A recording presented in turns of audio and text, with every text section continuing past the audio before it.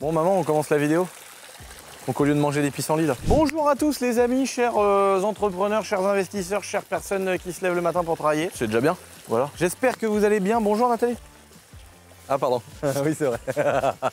Alors on fait ça parce qu'on se fout beaucoup de la gueule avec ma mère. Tu sais, il y a des gens, ça a déjà dû arriver à tout le monde, ou alors c'est vraiment qu'on n'a pas de chance. Mais des fois tu tends la main à quelqu'un pour lui serrer la main et ça l'emmerde tellement qu'il te fait ça. Genre il te tend le petit doigt. Ou tu sais, t'as déjà connu le mec qui arrive, tu te dis salut Nat. Genre mais qu'est-ce que tu veux qu'on fasse avec ça frère? Et il arrive, il te fait ça. Alors voilà. Alors du coup, mais non mais déjà, tends-moi ton coude. T'as des gens qui font ça? Non, c'est vrai. Ah si, ça t'est jamais. Ça c'est les mécanos. Non mais ça par contre, ça m'est véritablement arrivé. Moi aussi. Ah oui. Mais ça par contre, c'est vraiment le mécano qui a un énorme ventre en général. Et tu lui dis ça va tiens Roger? Et lui il te fait.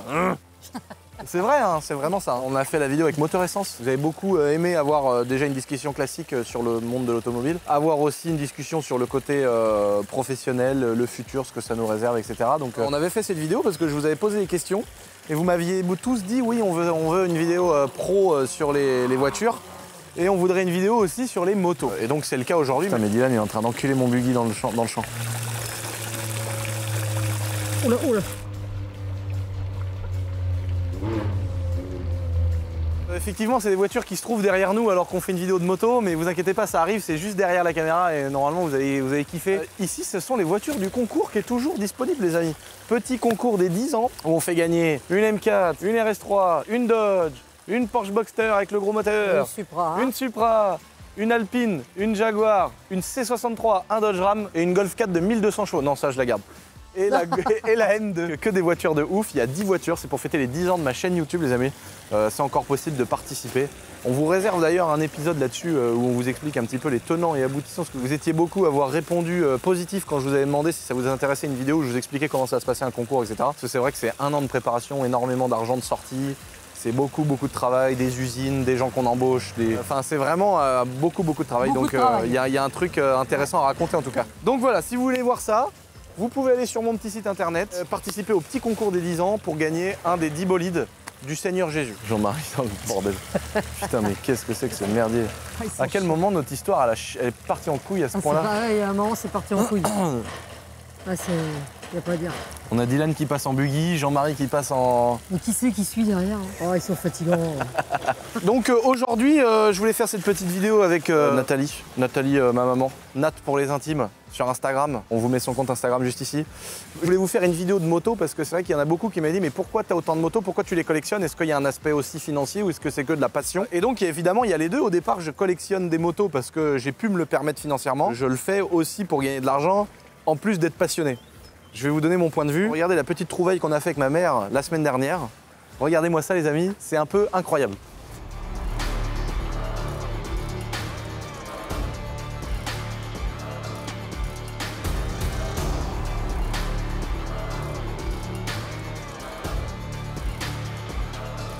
Donc là, on va revenir en détail, mais avec maman, on a été dans un beau garage. Alors là, j'ai vraiment mis mes trouvailles de la semaine dernière.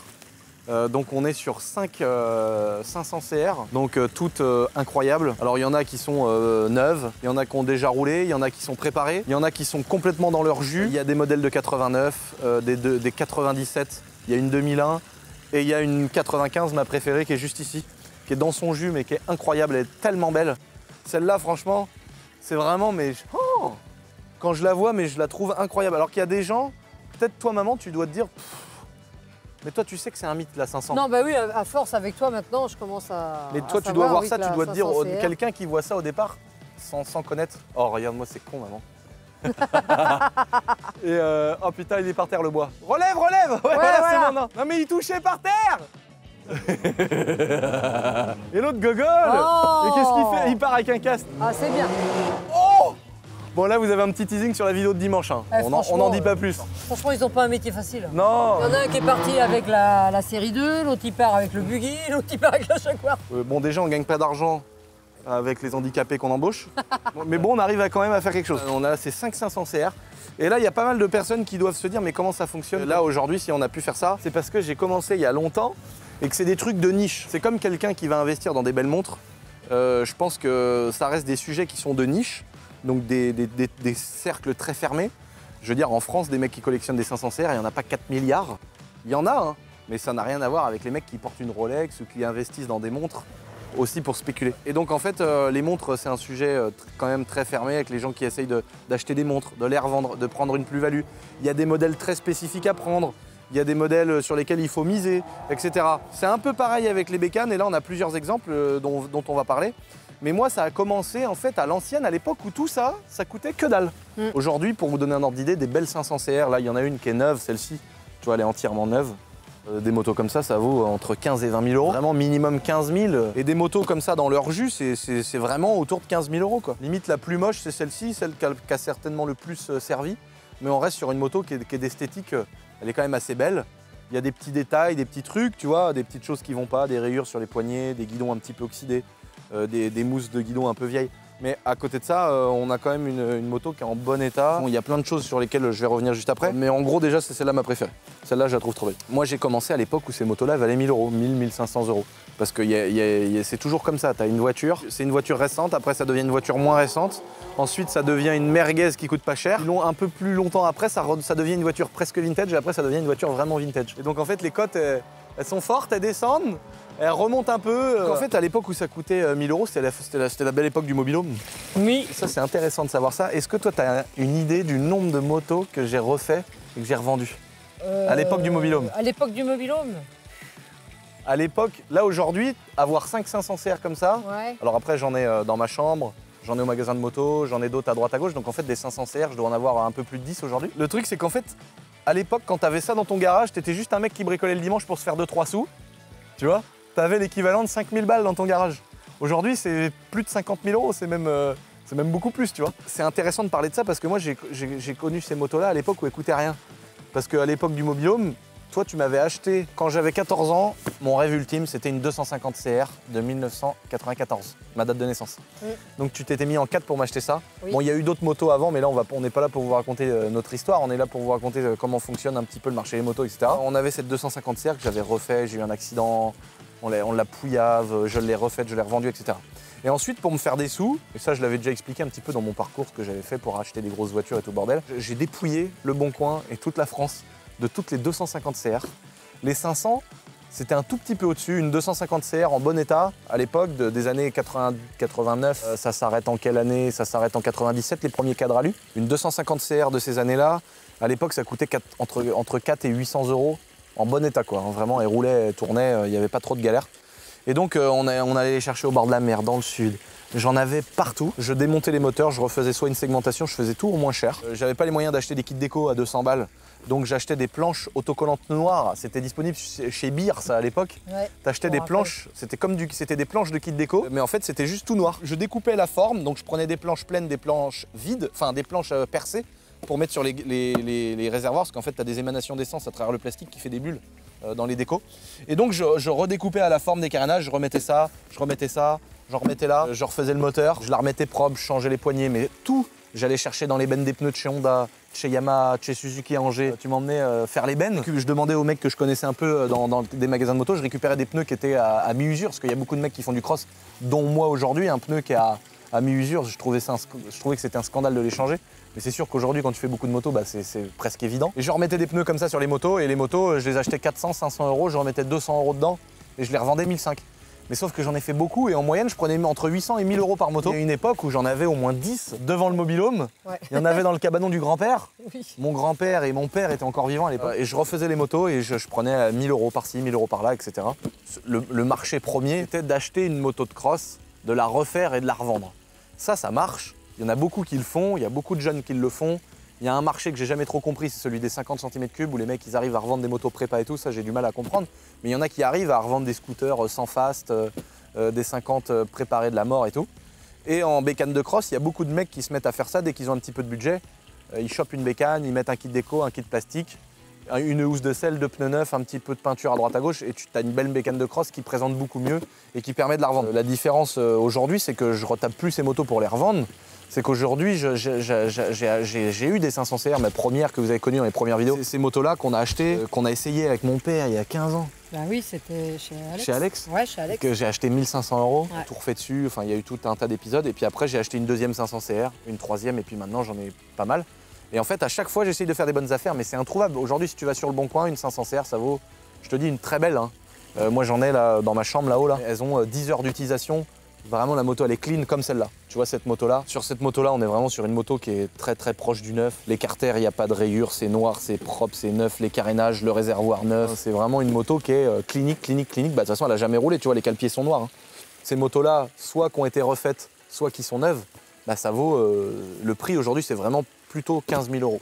Voire plus, sur une moto qui est vraiment neuve ou qui a très très peu servi. C'est vrai que ces motos-là, les acheter 15 ou 20 000 €, ça fait chier, tu vois. C'est un cercle tellement fermé, il y a des mecs qui en font un petit peu, il y a un youtubeur, Jiwi, qui en fait. Si tu veux, ça reste un cercle fermé où tout le monde sait à peu près d'où elles viennent les motos, d'où elles sortent, etc. Et la bonne époque où on les achetait 7 000 €, bah, ça n'existe plus. Sinon, il faut trouver des gens par le bouche à oreille comme j'ai fait là, où on a direct avec maman, on a pris le camion, on a tracé. Au départ, on devait en acheter 20. Je devais prendre les 20. Donc, c'est des motos qu'on a quand même payé cher, mais pas 15 000 € non plus. En gros, on en a négocié quelques-unes, mais en moyenne, c'est des motos qui doivent nous revenir à 8 000 €. Donc, ça reste un budget, mais c'est des motos qui sont toutes en très bon état, toutes, si elles ont déjà roulé, qui sont entretenues, révisées.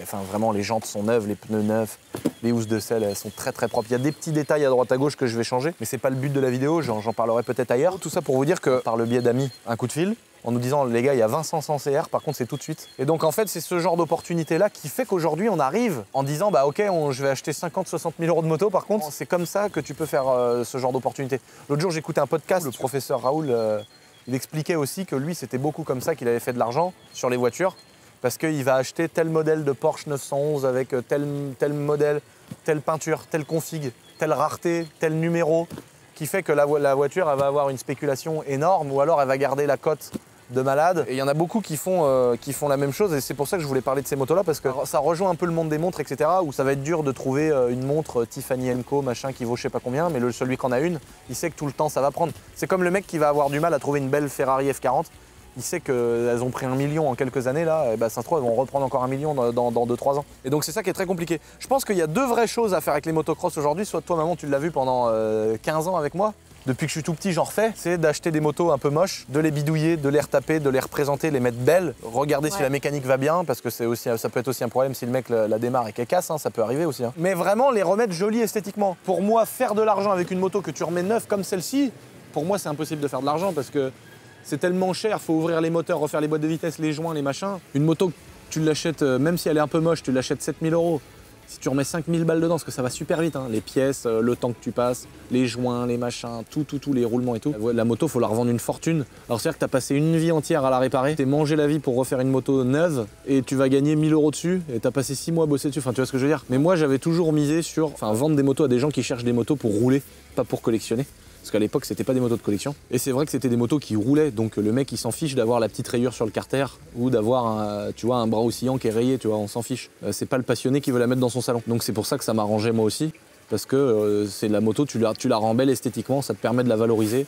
T'essayes déjà bien de l'acheter au départ. Et aujourd'hui, mon idée, c'est d'acheter des motos, parce que je suis passionné aussi, hein, c'est ça le truc, hein, une montre, effectivement, il y a des vecteurs de business qui sont beaucoup plus intéressants que de mettre de l'argent dans des montres. Parce que là, je peux la casser, je peux la rayer, je peux me la faire voler, il peut arriver plein de choses. Évidemment, cet argent-là, placé dans d'autres endroits, elle peut être plus sécurisée. Mais c'est quand même moins fun de regarder une ligne d'action en bourse que d'avoir une belle montre qui te fait rêver tous les jours. Comme d'avoir une putain de 500 CR dans ton salon. C'est ça qu'il faut bien prendre en compte, c'est qu'il y a vraiment un pourcentage important de passion dans l'automobile, dans les montres, dans les motos, dans l'art. Tu vois, ton gosse de 3 ans, il peut peindre un Picasso qui vaut 500 000 € dans ta maison. Tu prends aussi une part de risque quand tu achètes des tableaux. Tu vois, et acheter des tableaux pour les mettre au coffre-fort, si c'est très intéressant, oui. Comme les montres, il y a des mecs qui achètent des montres et qui les mettent dans des coffres. Je peux comprendre, mais moi, si je m'achète une montre, j'ai envie de la porter. Si je m'achète une 500 CR, c'est aussi pour la voir dans mon salon ou la rouler de temps en temps. Et là, l'idée d'acheter toutes ces motos, c'est de les remettre vraiment nickel, de les mettre propres et de me dire, à la fois, je vais prendre plaisir parce que je sais que je vais avoir 5 belles motos à regarder. Je vais m'en réserver une que je vais rouler occasionnellement. Et la dernière chose, c'est que moi, je mise aussi un petit peu sur le moyen terme, long terme, en me disant, bah oui, aujourd'hui, c'est 10, 15, pour des très très beaux modèles, ça peut monter à 20 000 €. Dans 10 ans, 15 ans, peut-être que ça coûtera 40 000 €. Ou peut-être que ça coûtera 10, tu vois. Moi, j'y crois au fait que ces motos-là, si elles sont très bien entretenues, très bien conservées, qu'elles vont continuer un peu à évoluer en tarif, je pense que ça atteindra jamais des sommets. Alors que tu as certaines montres, c'est beaucoup plus intéressant de mettre 15 000 € dans certaines montres que dans une moto comme ça. Mais il y a aussi le facteur passion. le facteur que tous les jours quand je vais arriver dans mon château et que je vais la voir à côté de la cheminée, je vais me dire oh, une 500 CR de 95, baisse, t'es mort. Tu vois. Mais c'est vrai, tous les jours je vais arriver, je vais voir ça, de temps en temps je vais la sortir, je vais mettre un coup de cric de soulevage, je vais la faire péter, je vais aller un peu dans le sable, je vais kiffer toute ma vie, tu vois. Et vraiment, je vais être heureux tous les jours de la voir. Donc c'est pour ça aussi que voilà, effectivement, peut-être que ces 50 000 € là que j'ai mis là-dedans auraient été peut-être mieux placés sur une ligne d'action en bourse. Tu vois, par exemple, cette moto-là que j'ai achetée à mon cousin, c'est une G6R, il est tombé 50 fois avec. C'est un modèle qui spécule, mais c'est la pire erreur que j'ai faite de ma vie, tu vois. J'aurais dû lui prendre un tas de merde. Parce que c'est des motos qui sont rares, c'est une très belle moto. Tu lui mets 2 pneus de cross, limite, elle a plus d'intérêt pour lui, quoi. Et pour ceux qui l'ont pas reconnu, c'est Trevor dans GTA V. Sauf que lui, c'est dans la vraie vie. Et voilà. Mitch. Et donc voilà en tout cas l'idée que j'ai aujourd'hui de ces motos-là. C'est à la fois de me faire plaisir de temps en temps, avoir des belles motos, tranquillement les rouler, les foutre en route, me faire plaisir dans des beaux terrains, vraiment tranquille comme ça, les conserver. Je me concocte un petit patrimoine dans le sens où peut-être que ces motos-là qui m'ont coûté, je sais pas, 40 000, 50 000 €, j'ai même plus les chiffres en tête, mais peut-être que demain elles auront une valeur de 75 000 €, 80 000 €. Tu sais, c'est comme quelqu'un qui va acheter une action en bourse et qui se dit bon bah compte pas sur cette ligne d'action pour vivre, pour se sortir un salaire. Voilà, mais par contre il se dit bah avec le temps, j'ai misé sur cette société-là, dans cette ligne d'action, pour qu'elle me rapporte de l'argent ou en tout cas que sa valeur augmente. Évidemment, ça c'est pas comme des actions à dividendes qui vont pouvoir te verser de l'argent tous les trimestres. Mais par contre, c'est plutôt une action qui ne verse pas de dividendes parce que tu mises sur la possibilité de cet investissement à un jour coûter plus d'argent que l'argent que tu as dépensé dedans au jour J aujourd'hui. La différence, c'est que tu as tout le capital fun, le capital rigolade, le capital plaisir, le capital passion, qui fait que c'est pas une ligne en bourse, hein, mais je fais de la bourse aussi, même si je préfère voir des 500 CR dans mon salon. Il faut pas voir ces investissements-là en se disant c'est la mine d'or du siècle, même si quand tu les achètes très bien, bah, évidemment que c'est un très bon coup. Mais il faut aussi les voir comme un truc qui te fait plaisir. Et oui, effectivement, je minimiserai mes chances de gagner de l'argent, mais si je les achète bien et que tout de suite je les remets à vendre, bah, je gagne, oui, tout de suite par moto, je peux gagner 3, 4, 5, 6 000 €. Donc voilà, c'est l'art de bien acheter, l'art de bien vendre et aussi de trouver les bonnes opportunités, etc. Et c'est vrai que c'est pas facile. Bon, là, j'ai eu un coup, j'en ai acheté 5 d'un coup, mais j'ai mis 10 ans pour en avoir 3 que je voulais, tu vois. Parce qu'il faut trouver la belle moto, il faut l'acheter au bon prix.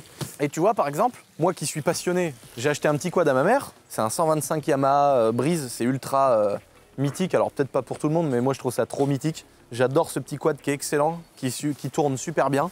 Donc lui, on l'a laissé totalement dans son jus, il fonctionne parfaitement, il est entièrement d'origine, on a juste refait la housse de selle. Et ce petit quad là, tu vois, tu sais que c'est un truc qui vaut pas cher, ça vaut, je sais plus moi, 1000 € peut-être. Et bah c'est très pratique, mais par contre, tu peux lui mettre 100 000 heures. Dans 10 ans, il vaudra au moins 1000 €. Donc si tu veux, c'est vraiment une dépense qui est pas c'est pas du gaspillage, tu vois. C'est pas comme, je sais pas moi, un t-shirt. Je sais qu'aujourd'hui, j'ai pensé des choses, des fois des filles qui achetaient des sacs à main, etc. Et en fait, je sais qu'il y a un vrai délire comme les montres dans les sacs à main. Ça, je savais pas du tout. Mais il y a des filles qui achètent des sacs à main vintage, des sacs à main ceci, cela, et elles gagnent de l'argent, elles les revendent plus cher. Je savais pas. Moi, je voyais vraiment le monde du luxe et de la mode, etc. comme un truc où tu achetais un t-shirt Versace, tu le payais 2000 €. Il coûtait 15 € une fois que tu l'avais porté, quoi. Et ça, je pense que c'est toujours le cas avec les t-shirts. Effectivement, un petit quad comme ça que tu achètes 1000 balles, c'est sûr que dans 10 ans, si je veux le revendre, il coûte toujours 1000 balles. La même chose avec ça. Ça, c'est un truc mythique. C'est des Honda 3 roues. Alors, c'est un peu un tracteur. J'ai mis une boule d'attelage derrière. Il y a une boîte de vitesse lente, boîte de vitesse courte. Et ça, c'est pareil. C'est un truc qu'on a dû payer 1500 €, 2000 € peut-être, je sais plus exactement. Et bah, ce quad-là, je vais m'en servir. C'est marrant parce que ça démarre comme ça. Ce quad-là, enfin c'est pas un quad, c'est un ATC. Ce truc-là, je vais m'en servir ici pour me balader, pour aller tirer des trucs, pour emmener du foin, de l'eau au cheval. C'est un truc qui est entièrement d'origine et entièrement dans son jus, avec des rayures, avec des défauts, des cômes. Mais ça, c'est pareil. Tu vois, si je l'ai acheté 2000 €, bah dans 10-15 ans, même si je lui ai mis 1 million d'heures, il coûtera toujours ces 2000 balles. Et en plus de ça, lui, il a plus de chances limite que le Breeze de coûter plus d'argent, parce que c'est rare, on en voit très peu des 3 roues. En même temps, c'est le truc le plus casse-gueule de la Terre. Hein. Tu prends un virage, ouais. C'est le truc qui se casse la gueule. Mais par contre, c'est rigolo parce que tu sais que cet argent-là, il n'est pas perdu. Au pire des cas, tu gagneras plus d'argent ou t'en perdras pas, quoi. Bah ça, c'est le genre de petits trucs quand je me balade sur le bon coin et que je vois des engins comme ça. Bah, je sais que c'est pas une mauvaise affaire de l'acheter parce que le jour où je veux le vendre, je perdrai pas de sous. Évidemment, on n'est pas au point non plus d'une 500 CR où là, tu as un vrai truc à faire en termes de gains. Et j'ai fait ça pendant des années sur ma chaîne YouTube avec ma Van-Van, ma Vanvan 90. Ça, c'est une petite moto que j'ai achetée, je sais plus, 800 ou 900 €. Aujourd'hui, une RV 90 d'origine avec la déco Japon comme la mienne, avec la carte grise en très bon état. Moi, j'ai tout refait, boîte de vitesse, moteur. Il y a la vidéo qui est dans les débuts de ma chaîne YouTube. C'est une petite moto qui vaut entre 4 et 5 000 €. Ouais, tu vois, donc ça, c'est une petite moto, tu la refais, elle te revient à 1500 balles. Et en fait, ça vaut 5 000. Donc ça, c'est excellent. Et j'ai souvent fait ça pour gagner de l'argent avec des motos, mais il faut trouver les bons modèles. Par exemple, tu prends, je sais pas moi, il y a des modèles que j'ai pas en tête, mais par exemple, tu prends une 500 CR ou une 500K. Alors maintenant, les 500KX, ça coûte de l'argent, mais je sais pas, tu prends une 250 RM Suzuki de temps, elle va avoir sa cote, elle va avoir son prix, mais elle va pas péter, voilà, elle va pas exploser. Il y a aussi le fait que ce soit 500 cm3, que ce soit des motos qui ont été dangereuses, que ce soit des motos qui sont plus produites, qui sont des motos ultra mythiques. Une 250 CR, elle suit pas la même évolution de cote qu'une 500. Même si aujourd'hui une 250 CR, ça vaut très cher, j'en ai. Également des 250 CR, j'en ai des neuves, j'en ai des occasions, j'ai des 125 CR. Il n'y a pas longtemps sur ma chaîne principale, je vous avais fait une vidéo où je démarrais pour la première fois une 125 CR que j'ai importée du Japon, un modèle 2002. Donc la moto elle a 20 ans, elle n'avait jamais démarré. Donc c'est moi qui ai fait la mise en route, on a fait une vidéo là-dessus. Bah, c'est pareil, cette moto-là, je l'ai achetée 3 000 €. Je sais que potentiellement c'est une moto qui coûte 10. J'ai attendu 1 an pour l'avoir, je l'ai commandée au Japon, ça a été tout un merdier. Et c'est toujours ce genre de choses que j'essaye de faire, tu vois. Choper une bécane, un truc, parce que je connais un peu les motos et que j'aime ça. Et que ça me fait plaisir. Voilà un peu ma vision des choses sur les motos. Je pense qu'il y a de l'argent à faire. Je pense qu'il y a énormément de petits chenapans qui ont défoncé le bon coin en achetant toutes les motos vintage qui existent, en les retapant, en les revendant. Mais je pense qu'il y a encore moyen d'en faire. Il y a encore des motos un peu moches, un peu pas belles, qu'on peut rénover. C'est une prise de risque. On peut avoir un moteur qui pète, on peut avoir plein de choses. Mais il y en a plein qui l'ont fait. Il y en a plein à qui ça marche, ça a marché. Moi le premier. Et après, quand tu as des moyens que tu peux te permettre, aujourd'hui, il me les fallait, les 50 000 €, c'est une grosse somme d'argent, tu peux encore décupler le truc. D'où la force incroyable de la disponibilité financière. Quand tu es, je sais pas moi, tu habites à Monaco, tu es dans un monde où il y a beaucoup d'argent, etc. Je pense à un mec comme GMK par exemple. Demain par exemple, GMK, il est capable d'avoir un pote à lui qui lui tape sur l'épaule en lui disant écoute mec, je me casse ou j'ai changé de projet de vie, j'ai une Ferrari F40 et une Bugatti Veyron à vendre, donne-moi 1 million, je te file les deux. C'est possible ça, c'est possible. C'est des choses qui sont déjà arrivées. Et c'est des choses qui sont possibles. Si vous écoutez le podcast du professeur Raoul, là justement, il explique plein de choses comme ça.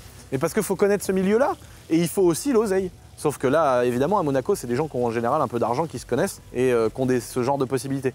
Moi, dans ma campagne, c'était un peu la même chose avec un gars qui appelait ma mère et qui disait écoute, Nathalie, ton fils, il répare des vieilles motos, il y a une vieille moto qui traîne dans la grange de mon grand-père, débarrasse-moi-en pour 200 €. Combien de fois, oui, des fois, j'ai été en chercher, oui. Combien de fois c'est arrivé qu'on a été... Des fois, on est tombé quand même sur des trucs qui démarraient vraiment. On est arrivé des fois sur des tas de merde où on l'a pris par politesse et en fait, on l'a foutu à la ferraille. Ouais. Mais il y a des fois, on est arrivé et il y avait une 500 CR qui était posée le long d'une botte de foin. Ça, on l'a fait, ça nous est arrivé, ça. On est arrivé, il y avait une 500 CR posée comme ça, le long d'une botte de foin, avec le réservoir qui était par terre depuis 10 ans, le carbu démonté, jamais remonté depuis 10 ans, les deux pneus à plat. Et le gars, il a dit, ouais, bah, ça coûte combien? Dame maudite, tu sais de dire ça vaut rien, c'est de la merde. On a dit, bon, c'est une vieille moto, dans cet état-là, ça vaut pas grand-chose, mais c'est quand même une 500. Et là, si tu vois que le mec, il est pas en train de péter un plomb ou te dire, bah attends, je vais réfléchir, bah tu la prends, tu fais une bonne affaire. Et c'est vrai que nous, on a fait des affaires comme ça, tu vois, on a des gens qui n'ont rien à foutre. Et j'ai acheté beaucoup de motos comme ça, de bouche à oreille, de gens qui avaient des motos comme ça. On a tout refait et c'est des motos que tu revends 2 000 3 000 € ou même plus quand c'est des 500. Et là, t'as vraiment moyen de faire des choses comme ça. Mais il faut avoir le temps, il faut chercher, il faut que les gens soient au courant. Ça vient avec le temps. Et quand tu as ensuite la disponibilité financière, et c'est ma chance aujourd'hui, quand il y a quelqu'un qui appelle ma mère et qui dit Nathalie, je connais quelqu'un qui a 20 500 CR à vendre, moins de 10 000 €, bah moi je suis capable de dire j'arrive, tu vois, je les prends toutes. Et on est arrivé, on avait vendu plein. Mais on a réussi à en avoir 5. Et donc tu vois, c'est cette chance-là qui te permet ensuite de continuer à faire un effet boule de neige. À demain. Tu vois, comme j'ai fait quand on a un ami qui nous a dit j'ai une Ferrari Testarossa qui est bloquée dans un garage depuis 16 ans. Ouais. Je sais pas quoi en foutre, elle a la boîte de vitesse cassée. Bah nous, on a foncé, on a été voir. J'ai fait 15 000 crédits, j'ai acheté la Testarossa. On a fait tout un tas de trucs, je l'ai revendue, j'ai pris 40-50 000 €, tu vois. Et parce que j'ai fait en sorte d'avoir l'argent dispo. Bon, je l'avais pas de dispo, j'ai fait des crédits, tu vois. Tout ça pour vous expliquer que c'est souvent ce qu'on a fait avec ma mère. Et ma mère, elle l'a fait à un niveau différent, mais à une époque, elle faisait avec des tondeuses. Oui, c'est vrai. Genre, elle allait choper chez des vieux qu'elle connaissait, des gens qui n'en avaient plus rien à faire de leur tracteur tondeuse. Elle achetait des tracteurs tondeuses. Mais comment tu faisais la mécanique? Mais je l'ai fait aussi, je faisais des échanges aussi, je faisais du troc. D'ailleurs, j'ai acheté un tracteur tondeuse que j'ai échangé pour une moto, rappelle-toi pour toi, qui est arrivé dans un... Le gars, il en avait... C'est un gars qui avait monté une boîte. Il avait monté une boîte, mais les assurances... Il avait monté une boîte de loc, de mini-moto, et les assurances ne l'avaient pas suivi. Il n'avait pas suivi. Il avait dit, comme des YCF, mais c'était des chinoises à l'époque, des motos des petites dirt chinoises, quoi. Comme ce serait une YCF aujourd'hui. et il en avait 10. Ouais, et moi, j'avais pas les moyens de payer la moto et il m'a dit, mais moi, je cherche un tracteur tondeuse. Mais et oui, je venais d'en acheter un. Mais non, mais un non. vieux. Voilà, parce qu'avant. Un vieux monsieur. Avant, t'avais une tondeuse de ton grand-oncle que t'avais revendu ou échangé contre un truc pourri. Ouais. Le truc pourri, tu l'as revendu, avec l'argent, t'as acheté un tracteur tondeuse. Ah oui, d'occasion. Et le tracteur tondeuse, Je l'ai échangé tu l'as contre échangé la moto. contre la dirt du mec. Donc ma mère, c'est Et carrément. dans le coup, je me suis retrouvé à tondre à repousser, quoi. Ouais, À repousser. c'est-à-dire qu'elle avait. Parce que c'était son rêve, hein, parce que Bah oui, hein. ça, c'était avant qu'on habite en mobil-home, pour ceux qui connaissent un peu notre histoire. Ouais. Nous, c'était il y a encore 8 ans qu'on habitait en caravane avec ma mère. Et avant ça, on avait une log dans une vieille maison de campagne. C'est une magnifique maison, oui. Une magnifique maison, très vieille, mais une Vieille, magnifique grande, maison. avec 6 hectares. Et 6 hectares, donc c'est fallait tondre. incroyable. Hein. Mais alors attention, hein, Mais alors, pour yo, votre information, c'était encore une fois ma mère qui s'était bien démerdée. Parce que, on peut dire le prix, Ouais, la location c'était 150 € par mois. ouais, c'est ça. On avait une maison qui faisait 150 mètres carrés, 6 hectares de bois. Ouais. C'était la campagne, c'était le rêve absolu. Elle avait été voir une châtelaine. C'était une dépendance d'un C'était château. une dépendance d'un château. Elle avait été voir une châtelaine. Avec qui j'avais sympathisé. T'avais sympathisé, Ouais. t'avais négocié avec elle la maison Ouais. qui était abandonnée dans le fond du champ, qu'elle avait bien voulu te louer en échange de la nettoyer, Et etc. qui n'était pas habité depuis des années, donc elle me l'a laissé. T'as bidouillé enfin, un peu dedans, on ouais. a remis une porte, les rideaux, les machins. T'as négocié pour 150 € la location, ça a duré 10 ans. Ça a duré 10 ans, ouais. Ça a duré 10 ans. Et après, tu t'es dit, putain, après 10 ans, je vais m'offrir un tracteur tondeuse. T'as fait du troc, t'as acheté le tracteur tondeuse, et là, tombe le moment où le mec, au moment de payer la dirt que tu voulais m'offrir, Voilà. le mec dit, Bah si tu veux. je cherche un tracteur tondeuse. Et donc, il est venu chercher le tracteur tondeuse. Et Lulu m'a dit ce qu'il dit depuis qu'il est tout petit et qu'il dira, je crois, jusqu'à la fin de sa vie. Maman, j'en ai rêvé toute ma vie. Ah oui. Ah, mais c'était mon rêve. Ça, mais attends, c'est- mais tu te rends compte Lulu, j'en ai rêvé toute Mais sa tu vie. te rends compte quand t'as 10 ans, 12 ans, je sais plus quel âge j'avais. Dans ces âges-là, c'était à l'époque de l'Opel Kadett. Parce que mes Ah parents, ouais, ouais, mais c'est pour vieux, mes, c'est pour très, mes très 11 ans vieux. ou mes 12 ans, mon père et ma mère m'ont offert une Opel Kadett 140 chevaux essence. Donc tu vois bien, j'ai été au collège avec, ça s'est super mal passé. Oui. C'était une autre époque. C'est un truc de ouf. Bon, enfin, en on a vrai. bien rigolé quand même. Qu'est-ce qu'on a Puis rigolé. Thierry, il était tellement content. Enfin bon, tous les deux, ça nous Mon a père, il bien m'apprenait à amusé. faire des coups de frein à main, j'avais une cassette de Metallica dedans, on Ouais. allait en ville et tout, enfin c'était n'importe quoi. On te suivait avec une 125. Ouais, mais Rappelle-toi c'était dans les n'importe- champs et C'était tout. trop bien. Parce que son père, il était pas mieux, quoi. On était tous les Ouais, trois, on ouais. était moitié fous quand même. Ouais, non, mais c'est vrai. Bah, non, mais toi, comment t'as pu laisser ton enfant de 12 ans partir en ville avec une Opel Kadett? Bah, c'est-à-dire que Mais je lui avais dit que c'était mon rêve. Et c'est vrai que moi, quand à cet âge-là. mon père aussi. Oui, mais maman, On c'était une autre conduisait des époque. camions, on conduisait des Oui, mais c'était une autre moissonneuses. époque. Donc j'étais élevé comme ça, moi. Alors voilà. Quand t'as cet âge-là et que t'habites à la campagne, ton rêve ultime, c'est d'avoir une moto. Donc évidemment que c'était mon rêve. Mais moi, aujourd'hui, j'ai trop de rêves. Donc, mais j'ai de la chance, je les réalise presque tous. Donc c'est incroyable. Après cette moto-là, j'ai cassé le cadre en deux. Le châssis l'a coupé en deux. Après, tu m'as acheté ma première 103 quand j'avais 14 ans. Oui. On l'a retapé, j'ai revendu. C'est ça? Il fait ça pour pas. Et donc voilà comment ça s'est fait, un peu à la débrouille, et c'est comme ça qu'après, moi tout de suite, on bricolait des trucs. J'ai acheté une 103, ma mère elle m'aidait à la financer, on trouvait 100 €, 200 €. Et puis après, on a joué avec des budgets plus gros. Et puis aujourd'hui, on joue avec d'autres problématiques, tu vois, comme les voitures, des grosses voitures, des Porsche GT3 RS, des Aventador. On joue avec des problématiques de TVA, de société, de défiscalisation, comment placer le véhicule, à quel endroit, qui nous coûte le moins possible, et tant qu'à faire, qui nous fasse gagner de l'argent. Et c'est la même chose que les motos, sauf que t'as pas toutes ces problématiques de TVA, d'entreprise, de légalité, d'être dans les clous, etc. Parce que c'est vrai que quand tu fais des choses comme ça, aujourd'hui je le fais avec des entreprises, mais quand tu fais ça à titre perso, ça peut être requalifié, si tu le fais trop de fois et que tu fais trop de plus-value, ça peut être requalifié comme une activité professionnelle. Il faut savoir que quand tu achètes une voiture à titre complètement perso, si tu l'achètes 20 000 € et que tu la revends 25 000 € sur ta feuille d'impôt à la fin de l'année, tu dois déclarer ta plus-value de 5 000 €. On me l'a reproché sur une voiture que j'avais eue en 2016 d'avoir pas déclaré 3 000 € de plus-value sur une voiture. J'ai dit à mon contrôleur fiscal que j'étais désolé, mais que j'étais absolument pas au courant qu'il fallait déclarer la plus-value sur les voitures. Et il m'a dit mais ça va beaucoup plus loin que ça. Si tu achètes une télé Samsung et que tu la revends et que tu gagnes 200 €, faut déclarer les 200 € de plus-value. C'est là que tu te rends compte que c'est incroyable, quoi. Et donc pour les motos, si tu fais 1 000 € par mois sur une moto, c'est reconsidéré comme une activité professionnelle. Aujourd'hui, j'ai la chance d'avoir un magasin de moto et de le faire avec mon entreprise. Et puis j'en achète aussi à titre perso pour mon propre plaisir, que je garde et que je revends pas. Et donc il y a toutes ces problématiques de fiscalité, de loi. Mais quand tu arrives à tout mettre en ligne, il y a des choses super intéressantes à faire. Et si en plus tu as la chance comme moi de te lever le matin et d'entreprendre, tu as des disponibilités financières qui te permettent de faire la même chose mais avec des gros jouets, des châteaux, des maisons, des locaux, des voitures de rêve. Voilà. Allez, bonne soirée. Casse-couille. Bon bah c'était l'outro la plus courte du monde les amis. Merci d'avoir regardé cette petite vidéo. Si vous voulez avoir des infos sur les 500 CR, sur des motos, on essaye de vous faire des belles vidéos, des belles stories. Vous alimentez le plus possible le compte Instagram Emix Shop Moto, mon petit compte de mon magasin. Vous pouvez participer au concours si vous voulez remporter un des 10 bolides que j'aimerais bien garder dans mon jardin malheureusement. Et n'oubliez pas de vous abonner à cette petite chaîne YouTube, très important. Déjà d'avoir passé 200 000 abonnés, même 100 000 déjà je trouve que c'est incroyable. Que ça intéresse autant de gens, je trouve ça cool. C'était une petite vidéo comme ça, tranquille. Dites-moi, très important avant de raccrocher, mettez-moi en commentaire si vous avez ça. Je sais qu'il y a des gens qui font ça avec des 4L, je sais qu'il y a des gens qui font des caravanes, je sais qu'il y a des gens qui bricolent des voitures sans permis, des tracteurs. Il y en a que je sais qu'il y a des mecs qui bricolent des 205 pour les revendre après toutes prêtes pour le 4L Trophy ou le 205 Rally, je sais pas quoi. Ouais, le 205. Il y a tout un tas de trucs comme ça qu'on connaît pas, qui sont de niche. C'est presque pas une petite niche finalement les 500 CR, parce qu'il y a beaucoup de gens qui le font. Mais t'as des gens qui vont faire que des 4L, que des 2 chevaux. Donc mettez-moi vos retours d'expérience dans les commentaires. Est-ce que vous arrivez à gagner de l'argent? Est-ce que c'est plus là pour la passion qu'autre chose? Bah voilà, à vos commentaires. Et je vous dis bonne soirée à vous les amis. Et n'oubliez pas de vous lever tôt le matin pour gagner des sous, hein, parce qu'après... Il n'y a pas d'histoire. C'est comme ça que tu peux t'acheter des beaux jouets. Vu qu'on est des grands enfants, comme ils disent. Bah nous on est des grands enfants nous.